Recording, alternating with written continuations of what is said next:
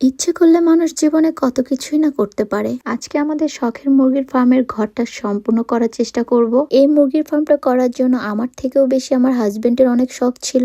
আলহামদুলিল্লাহ আস্তে আস্তে তার শখটা পূরণ হচ্ছে। হ্যালো এভরিওয়ান, আসসালামু আলাইকুম। কি অবস্থা সবার, কেমন আছেন? হাজবেন্ডের এই ছোট শখটা পূরণ করতে গিয়ে তাকেই না কত কষ্ট করতে হচ্ছে। সারাটা দিন রাত এখানে প্রচুর পরিমাণে শ্রম দিতে হচ্ছে। শুধু সেই না, মিস্ত্রি থেকে শুরু করে আমরা সবাই অনেক বেশি কষ্ট করতেছি এই ফার্মটার জন্য।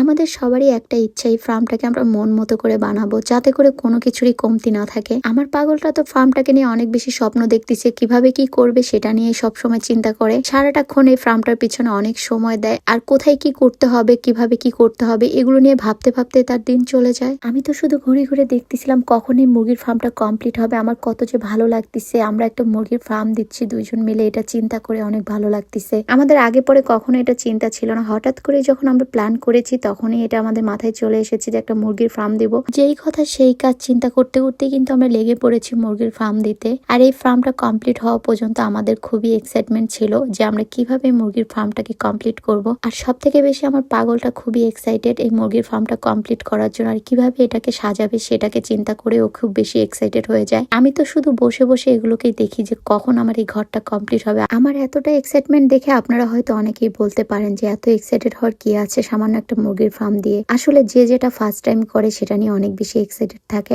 আমিও এই জন্য অনেক বেশি এক্সাইটেড হয়ে গিয়েছি। আমি কখনো এরকম মুরগির ফার্ম দেইনি, এই ফার্স্ট টাইম আমার হাজবেন্ডকে নিয়ে আমি মুরগির ফার্ম দিচ্ছি। একটু তো এক্সাইটমেন্ট থাকবেই, তাই না? যাই হোক, প্রথমে কোনো জিনিস কেউ করতে গেলে একটু ভালো লাগা কাজ করে, এটাই হয়তো আমার মধ্যেও কাজ করতেছিল। সবাই এখানে কাজ করতেছে, আমি কিভাবে পাকনামি করছি দেখেন। আমি এখানে মইটাকে লাগিয়ে মইটার উপরে কিভাবে উঠার চেষ্টা করতেছি। আমার আব্বু দূর থেকে বলতেছিল এখানে উঠো না, পড়ে যাবে। এখন আমি দাওটাকে নিয়ে ঘুরে ঘুরে বেড়াচ্ছি, কি কাজ করা যায় কি কাজ করা যায় এই চিন্তা করতেছিলাম। পরে চিন্তা করলাম যে না, একটু বসে বসে এখানে আকামি করি। পরে সবাই দেখে হাসতেছিল। এখন আমার কি করার বলেন, আমি এখানে বসে বসে বোরিং হয়ে গিয়েছি। এই জন্য চিন্তা করলাম সবাই যখন কাজ করছে আমিও একটু হাত লাগাই। বাকিরা কাজ করতেছে আর আমি আকাম করতেছিলাম। এটা দেখে আমার হাজবেন্ড অনেক হাসাহাসি করলো সবার সাথে। যাই হোক, এখানে কিন্তু কাজ চলতেছে। এখন আমার মুরগির ফার্মে এখানে বেডগুলোকে বসানো হবে। আমরা নিচের দিকে একটু ফাঁকা রেখেছি আর উপরে বাঁশের বেডগুলোকে বসিয়ে সুন্দরভাবে উপরে মুরগিগুলোকে আমরা পালবো। আমি কিন্তু সত্যি গাইস অনেক বেশি এক্সাইটেড কখন এই মুরগির ঘরটা তৈরি হবে আর এই মুরগির ছোট ছোট বাচ্চাগুলো আমার এই ঘরের মধ্যে চলে আসবে এটা দেখার জন্য।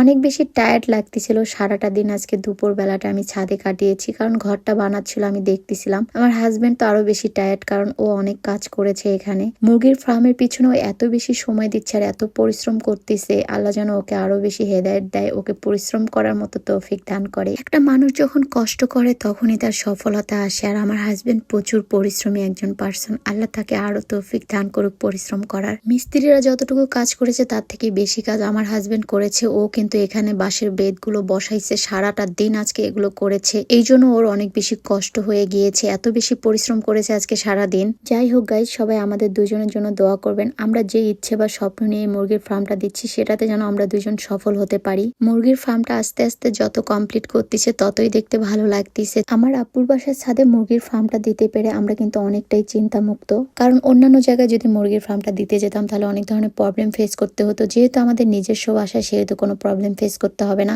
আর এখানে অনেক বেশি সুবিধাও আছে। আমি যখন যেতে পারবো না তখন আমার আব্বু আম্মু মুরগিগুলোকে খেয়াল রাখতে পারবে। যেহেতু আব্বু সবকিছু টেক কেয়ার করে, আমরা যখন যাব না তখন আমাদের ফার্মের মুরগির বাচ্চাগুলোকে সে টেক কেয়ার করতে পারবে। আর আমার আব্বু অনেক বেশি পরিশ্রমী আর অনেক যত্নশীল। আমাদের যে কোনো জিনিসকে সে অনেক বেশি যত্ন করে রাখে। আর এটা তো আমার মুরগির ফার্ম বলে কথা, সেটাকে সে যত্ন করবে না এমন তো কথাই নেই। আমরা যখন কোনো কাজের জন্য যেতে পারবো না তখন আমার আব্বু কিন্তু এই মুরগির ফার্মটাকে অনেক বেশি যত্ন করতে পারবে মুরগিগুলোকে। শুধুমাত্র এই সুবিধার জন্য আমরা মুরগির ফার্মটা এখানে দিতে পেরে একদম টেনশন ফ্রি হয়ে গেছি। এই তো আমরা মুরগির ফার্মের চারদিকে ঘরটার মধ্যে নেট লাগিয়ে দিচ্ছি। অনেকেই অনেকভাবে মুরগির ফার্মের ঘরগুলো করে থাকে, আমাদের দ্বারা যতটুকু সম্ভব হয়েছে আমরা অতটুকুই করার চেষ্টা করেছি। নেটটা দেওয়ার পরে আর বাঁশের বেতগুলোকে নিচে লাগানোর পরে ঘরটা অনেক বেশি সুন্দর লাগতেছে। এই মুরগির ফার্মটা করা দেখে আমার গ্রামের বাড়ির টিনের বাড়িগুলোর কথা মনে পড়ে যায়। টিনের বাড়িগুলোতে কিন্তু এইভাবে কাজ করে, জাস্ট নেটের জায়গায় শুধু চারদিকে টিন দিয়ে দেয়। কিছু কিছু বাড়িতে কিন্তু এরকম বেত দিয়ে মাচা করে তারপরে তারা থাকে।